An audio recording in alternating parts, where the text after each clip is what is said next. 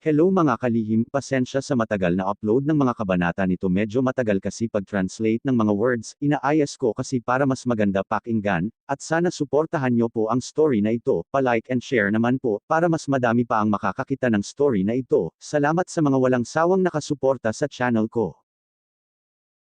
Lihim na Mayaman. Kabanata 66 hanggang 70.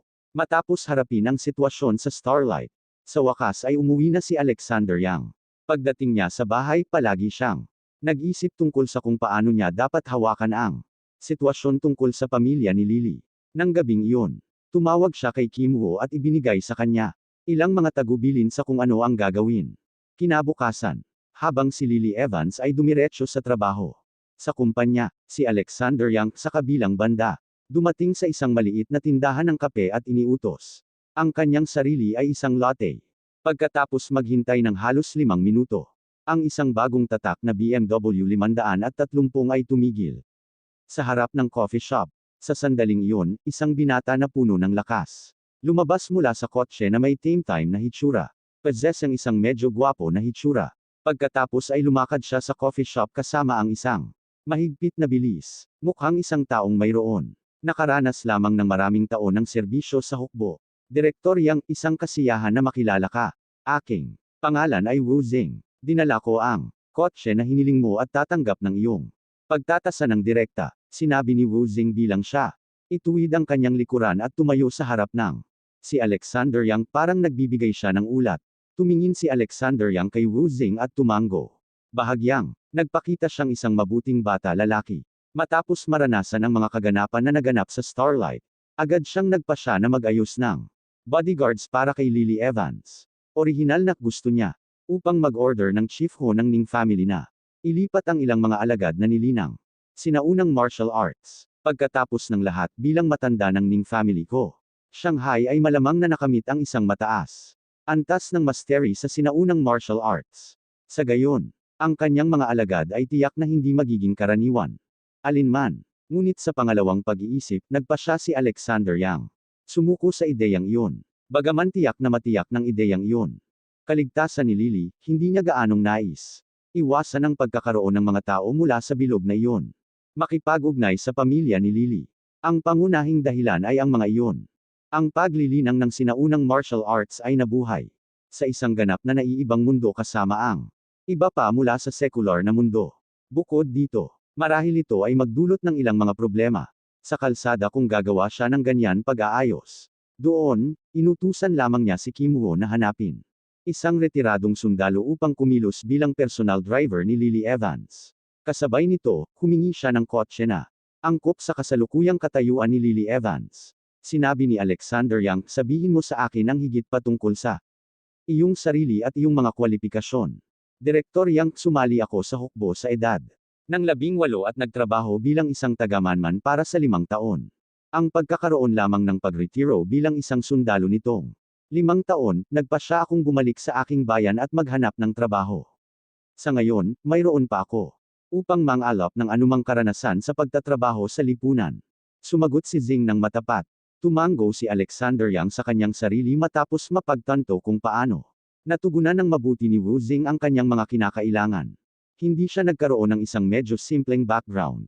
Ngunit siya ay nagmula pa sa hukbo.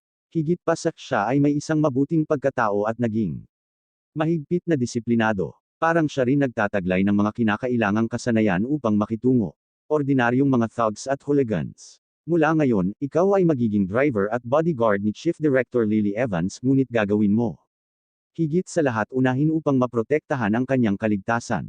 Kung doon ay isang hindi inaasahang sitwasyon na hindi maaaring pakikitungo, tawagan mo agad ako, sinabi ni Alexander Yang ng seryoso. Direktor Yang, salamat sa iyo. Pagbibigay sa akin ng isang pagkakataon, Wu Zing. Sinabi sa tuwa habang itinuwid niya ang kanyang postura. Nanatili siya sa kanyang bayan. Mula pa nung siya ay nagretiro mula sa hukbo. Pagkatapos, papunta sa kapital ng lalawigan. Pinamamahalaang niya upang matuklasan ang isang mahusay na bayad na trabaho na may buwanang sweldo ng 10,000 yuan. Bilang karagdagan sa iba pang 10,000 yuan. Personal na ibinigay sa kanya ni Director Yang, siya ay walang pag-aalinlangan na tumama sa jackpot. Sige, magmaneho papunta sa Precious Cauldron Tower. Matapos silang dalawa ay sumakay sa kotse, agad na sinimula ni Zing ang kotse at nagmamaneho sa mga ward na kanilang patutunguhan. Makalipas ang 20 minuto, sa wakas ay nakarating na sila sa ground floor ng Precious Cauldron Tower. Lily Evans. Lumabas si Alexander Yang sa sasakyan at binati siya. Bakit ka dumating huli? Halos tanghali na. Tanong ni Lily Evans bago napansin si Wu Zing na nakatayo sa likuran. Siya ay, kumusta Chief Director Lily Evans? Simula ngayon, ako ay kumikilos bilang iyong personal na driver, sinabi ni Zing na may isang seryosong ekspresyon. Ang driver ko, nagtanong si Lily Evans sa pagkalito. Pagkatapos ay tumingin siya kay Alexander Yang at sinabi ngunit, wala pa akong sariling sasakyan. Ang kotse na ito ay magiging iyo mula ngayon, Alexander Yang. Sinabi ng isang ngiti, aking sasakyan. Tumingin si Lily Evans sa tatak. Bagong itim na BMW 530 nang walang pag-aalangan. Ngunit hindi ako bumili ng kotse. Pagkuha ng isang mabilis na sulyap sa kotse, siya ay talagang pamilyar sa disenyo nito. Na presyo sa paligid ng 500,000 yuan ito ay natural mahusay na gawa sa kotse. Binili ko, sinabi ni Alexander Yang, magiging iyo ito mula ngayon. Binili mo ito. Bulalas ni Lily Evans na sorpresa. Ang kotse na ito ay masyadong mahal. Bukod, hindi ka ba magmaneho sa iyong sarili? Umiling-iling si Alexander Yang at nang mabigat na buntong hininga. Pagkatapos ng lahat, hindi niya isinasaalang-alang ang kotse na mahal. Kung hindi siya naging nag-aalala tungkol sa kalagyaan ni Lily Evans na may balak sakanya, edi siya ay nagpadala sana ng isang tao upang bumili ng Rolls-Royce Phantom para sa kanya. Sa pamamagitan ng paraan kung saan ka nakakuha ng labis na pera. Tumingin si Lily Evans kay Alexander Yang kaina-hinala. Si Alexander Yang ay nagtatrabaho sa isang maliit na barbecue restaurant sa nakaraang 2 taon. Kaya paano kaya niya kumita ng maraming pera sa panahon na yon? Nag-save ako ng ilang pera sa nakaraang 2 taon, sagot ni Alexander Yang. Bukod dito, ikaw ay chief disenyo ng opisyal ng kumpanya ngayon. Kaya, kakailanganin mo ang iyong sariling kotse. Hindi ito tama, si Lily Evans ay umiling-iling at tumanggi. Kahit na binili mo ito, hindi ko gagawin maging handa na tanggapin ito.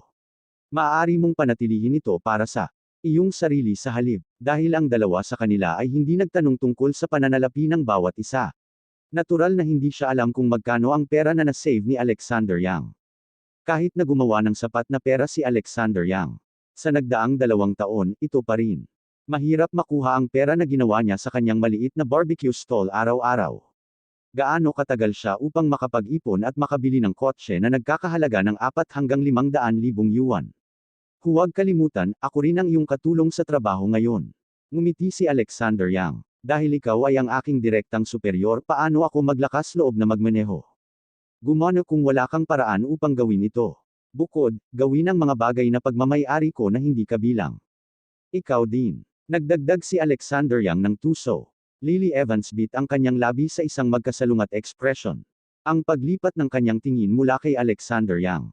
Sa magnificent BMW 530, hindi niya magawa tulungan ang sarili ngunit pakiramdam bahagyang nabalisa. Huwag mag-isip ng labis tungkol dito. Mayroon ka. Tumaas na sa tuktok na ilang mga posisyon sa kumpanya, kaya siguraduhin na hindi mag-aaksaya ng pagkakataon upang maitaguyod ang posisyon na iyon. Sinabi ni Alexander Yang sa isang seryosong tono, ako ay magiging kumita ng pera sa ilalim ng iyong gabay mula sa ngayon. Kung na-promote ka at maging mayaman, maaari mo akong bigyan ng isa pang kotse. Hindi ito ay ang parehong bagay. Sa pamamagitan ng paraan, tumanggap din ako ng isang paunawa mula sa Chairman Wu ngayon, na nagsasabi kung paano ang lupon ng mga direktor ay inayos para sa Wu Zing upang maging iyong full-time na driver. Ang sweldo niya babayaran din ng kumpanya, sabi ni Alexander Yang. Malinaw. Tiyak, hindi ka maaaring maging sanhi ng lupon ng mga direktor upang mawala ang mukha kaagad pagkatapos nakamit ang iyong posisyon, tama. Inisip ni Lily Evans ang ilang sandali. Bago ay wagayway ang isang puting bandila at tumango. Sige. Pagkatapos pumunta tayo para sa isang mabilis na pagsakay sa kotse. Iminungkahi ni Alexander Yang na may maliwanag ng ngiti. Si Lily Evans ay sabik din na bigyan ng kotse ng isang subok. Ang emosyon na naramdaman niya sa mga nakaraang araw ay labis na labis. Sa isang araw, na-promote siya mula sa isang empleyado lamang sa direktor ng disenyo kagawaran. Sa pagdaragdag ng isang luho, kotse at isang full-time na driver, parang halos umabot sa rurok ng kanyang buhay.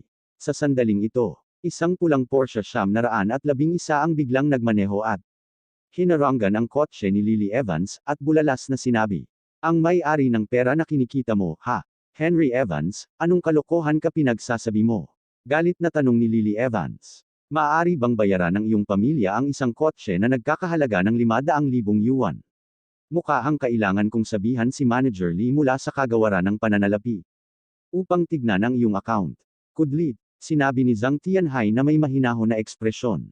"Dapat mong bigyang pansin ang iyong kasalukuyang katayuan kapag nakikipag-usap ka, Henry Evans," malinaw na sinabi ni Alexander Yang. Sa sandaling ito, ikaw lang ay isang manager na namamahala sa sales channel at subsidiary ng kumpanya. Gaano kakatapang makipag-usap sa direktor ng kumpanya kasama tulad ng isang bastos na tono? Ang Evans Jewelry Groups ay pag-aari ba ng pamilya mo sa ngayon?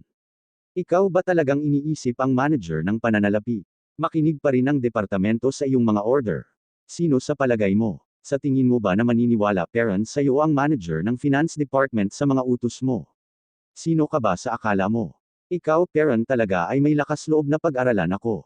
Galit na galit si Henry Evans na nakatitig kay Alexander Yang na para bang sisibog sa hiya.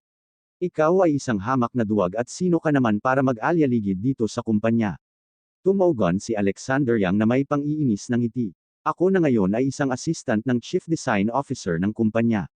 Andito ako sa Camp Ana para magtrabaho.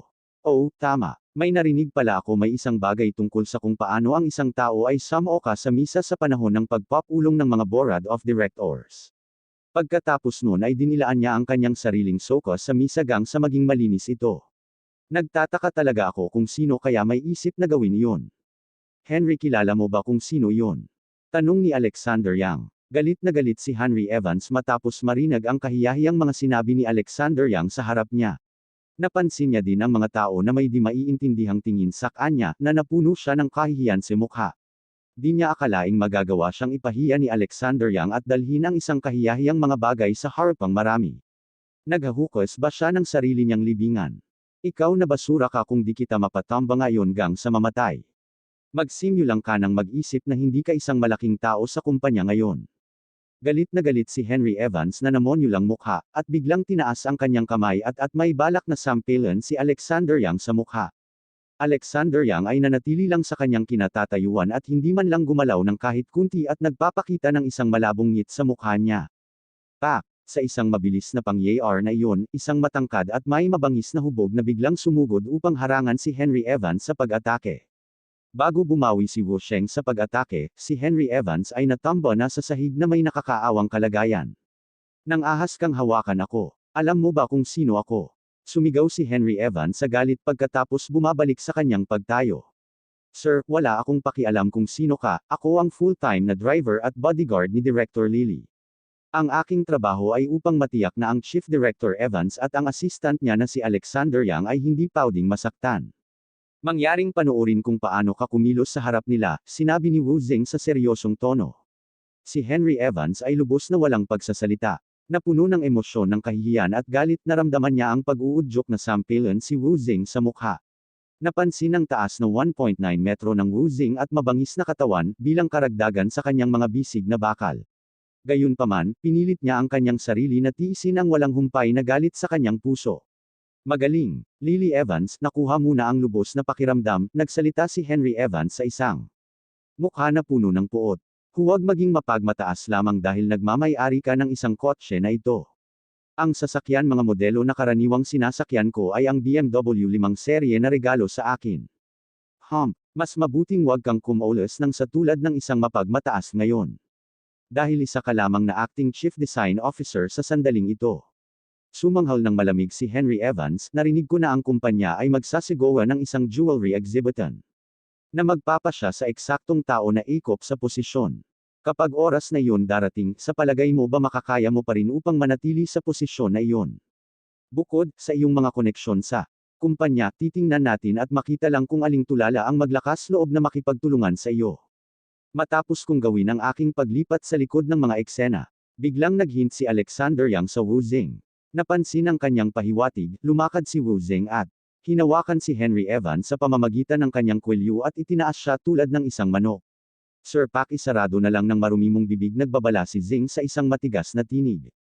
Ang iyong paradahan ng sasakyan ay lumabag sa sistema ng trapiko at hinaranggan mo pa ang sasakyan ni Chief Director Lily. Sumakay ka na sa sasakyan mo at umalis ka na agad dito. Sa wakas binitawan na siya ni Wu Zing sa pagkakahawak. At bumagsak ng malakas si Henry Evans sa lupa na may mainit na aspalto sa likod nito. Pagkatapos ay nakatitig siya kay Wu Zing na may pagbabanta, hawak ang kanyang sarili pabalik mula sa pagsabog sa niya. Binigyan niya ng mabangis na tingin sina Lily Evans at Alexander Yang bago bumalik sa kanyang kotse na may labis na pag-aatubili. Paghakbang sa gas pedal, nagpatuloy siya sa pagmaneho ng kanyang sasakyan palayo mula sa pinangyarihan. Maghintay ka lang at makita, huwag isipin na hindi ko magagawa kahit ano sa iyong pamilya ngayon. Sumigaw ng malupit si Henry Evans habang pinamaneho niya ang sasakyan papunta sa underground parking lot. Masarap ang pakiramdam na maging isang direktor, hindi ba? Sinabi ni Alexander Yang na may ngiti. Inihayag din ni Lily Evans ang isang ngiti sa kanyang naramdaman malaking aliw sa kanyang puso. Naglalakad at binuksan ang pinto sa backseat ng sasakyan, itinaas ni Alexander Yang ang kanyang kamay at sinabi. Pagkatapos mo, Direktor, nakatitig si Lily Evans sa Alexander Yang kasama ang isang nagulat na ekspresyon bago masaya sa bagong kotse. Kabanata 71 hanggang 75. Sa hapon, mabilis na tinatapusin ni Lily Evans ang kanyang trabaho sa kanyang tanggapan. Seryosong nagproseso ng mga dokumento para sa proyekto ng King of the World. Matapos makatanggap ng isang text message, nagpaalam si Alexander Yang kay Lily Evans bago siya umalis at bumaba sa elevator. Pagkadating niya sa pasukan ng Precious Cauldron Tower, isang itim na Bentley ang nag-aantay sa kanya sa kabila panig ng daan. Kalahating oras ang nakalipas sa Chingian Hotel sa ika-26 na palapag. Sa ilalim ng pamumuno ng isang matandang butler, si Alexander Yang ay naglalakad papasok sa isang magandang opisina. Sa gitna ng opisina, si Paul Dixon ay nakaupo mag-isa sa isang medyo malaking upuan na may isang di kanais-nais na ekspresyon. Na may marangal na hitsura ng isang tao na may higit na katayuan. Hinayla ni Alexander Yang ang isang upuan at yumupo siya bago magsalita ng dahan-dahan. May lakas na loob ka pera na papuntahin ako dito at magmakaawa sa'yo. Bakit mo kinuha ang isang inisyatibo na paraan upang hanapin ako? Nakakuha ka ba ng isang pag-iingat? Sumagot si Chi Heto na may mahinahon na ekspresyon. Mukhang wala ka na talagang balak na bumalik sa Dixon family kahit no paman. Di ba na sinabi ko na sa iyo? Nagawa ko na ang desisyon na putulan ang lahat ng relasyon sa Dixon family. Pagkatapos ng araw na iyon, sinabi ni Alexander Yang na walang malasakit. Dahil hindi mo nais na bumalik sa Dixon family, hindi kita pipilitin na gawin ito.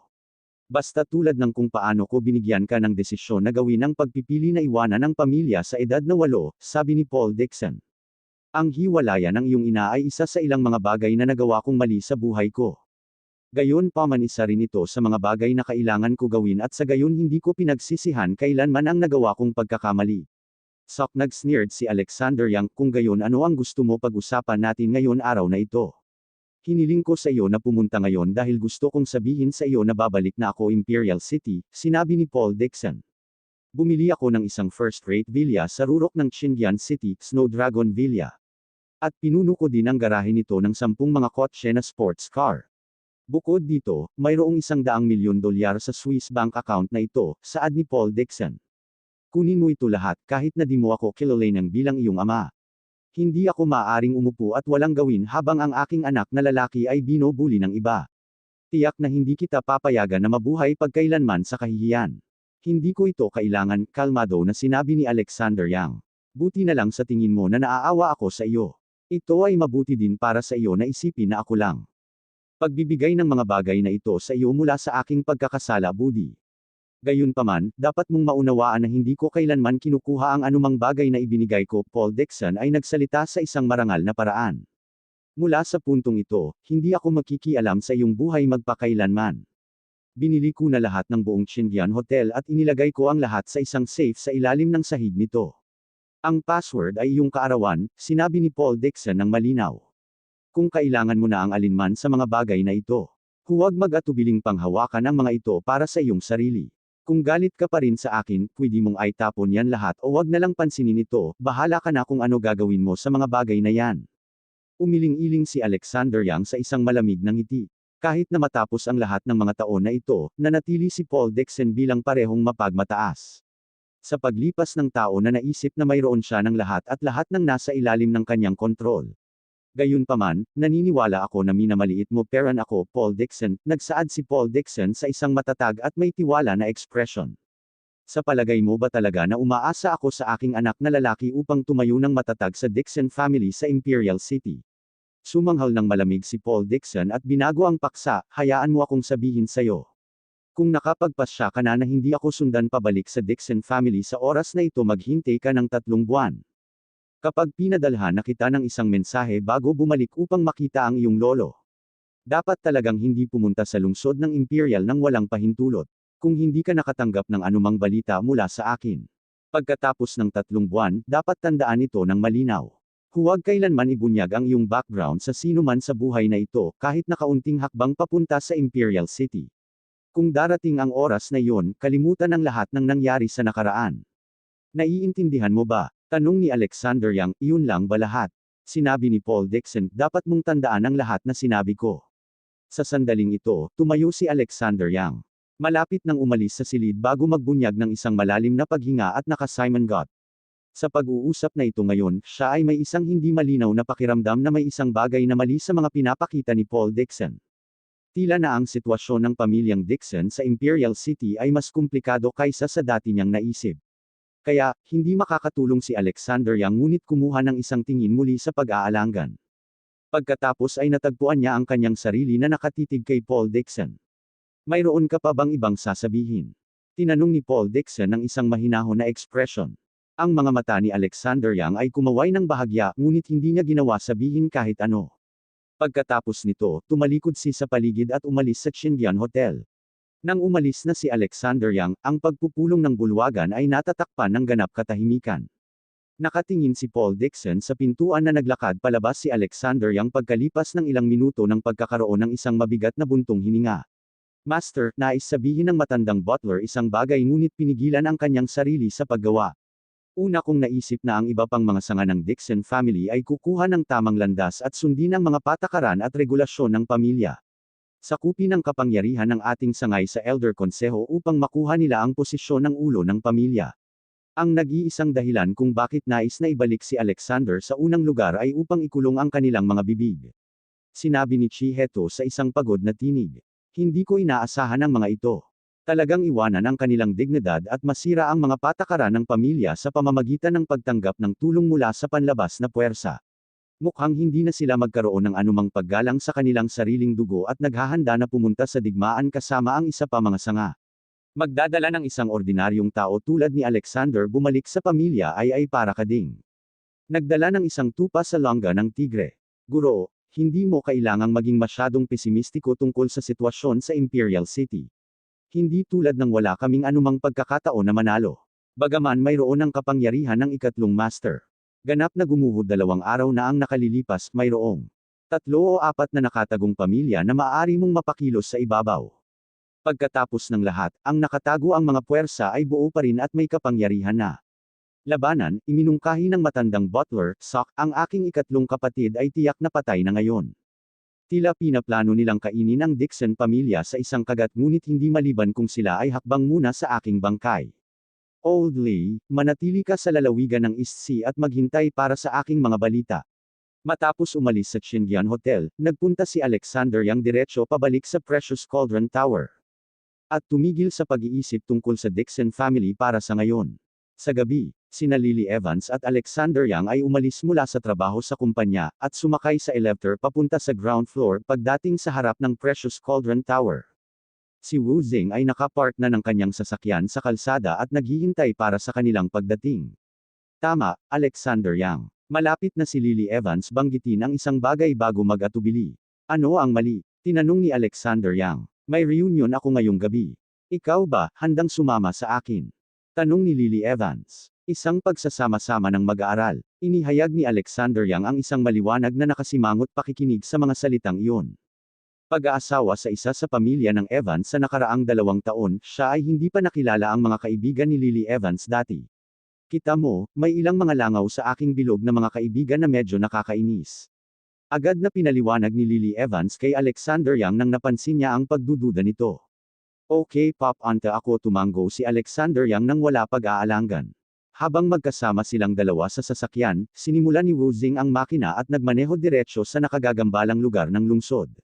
10 minuto may maya. Pagdating ng kotse sa sikat na gourmet kalye ng Qingyuan City, napansin nila na napuno ang kalye ng mga restaurant, mainit na palayok. Mga tindahan, iba't ibang mga tindahan ng merienda, at iba't ibang mga lugar ng libangan. Pagkatingin mo pa lang ang daming taong naglalakad at maging isang hindi pagkakamali upang isaalang-alang ito bilang mabigat na trapiko. Bukod doon, ang buong kalye ay naiilaw sa matangkad na mga ilaw ng neon na nakabitin sa paligid ng mga gusali. Ang lokasyon ng muling pagsasama-sama ng mag-aaral ay nasa espesyal na pribadong silid ng bilang 888, ang Purple Gold Dynasty KTV. Pagpasok sa silid, Lily Evans ay agad na tinanggap ng isang alon ng inaasahan ang mga titig. Lily Evans, matagal na kitang hindi nakita.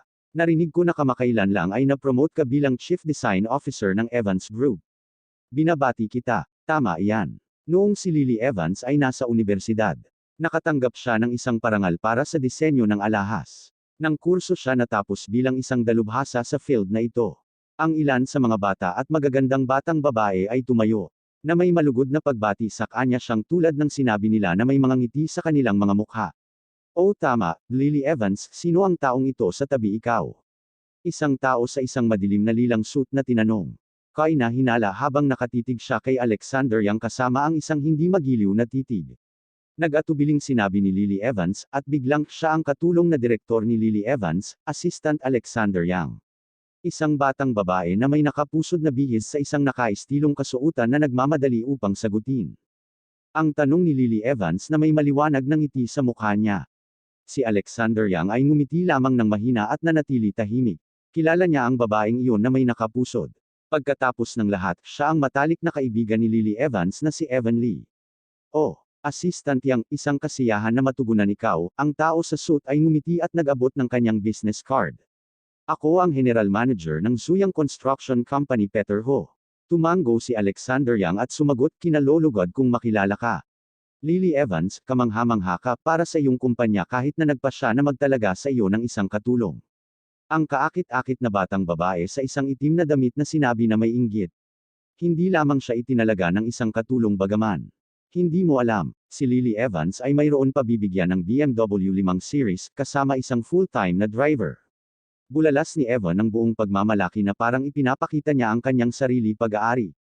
Kamangha-manghang. Sobrang promising na siya bata pa lang. Si Lily Evans ay naging isang malakas na babae. Ang lahat ng mga batang babae na naruroon ay nakakainggit sa mga hitsura.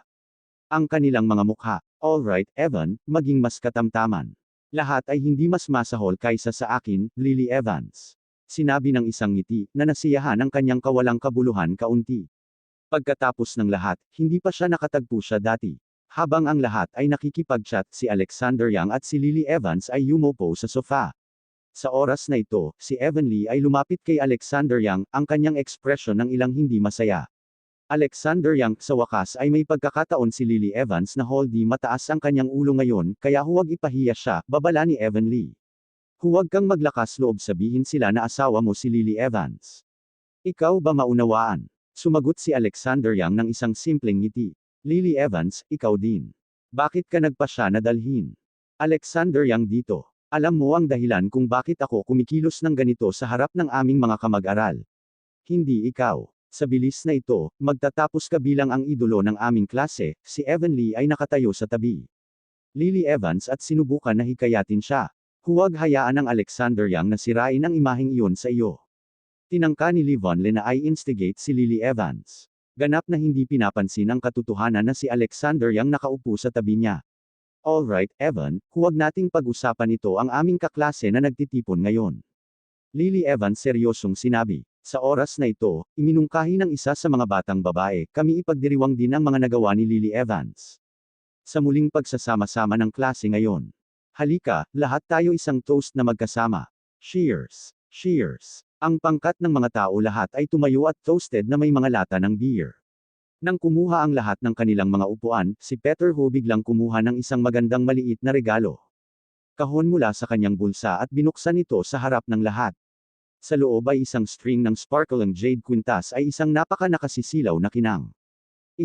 Maaaring sabihin na ito ay may mataas na kalidad na may isang-isang sulyap. Lily Evans, binabati kita sa iyong promosyon sa ang direktor ng kumpanya. Sana ay gagawin mo handang tanggapin ang maliit na regalo ng akin, sinabi ni Peter Hu pagkatapos maglakad sa harap ni Lily Evans at ibigay ang kahon ng regalo. Abangan, ang susunod na kabanata ay nasa description.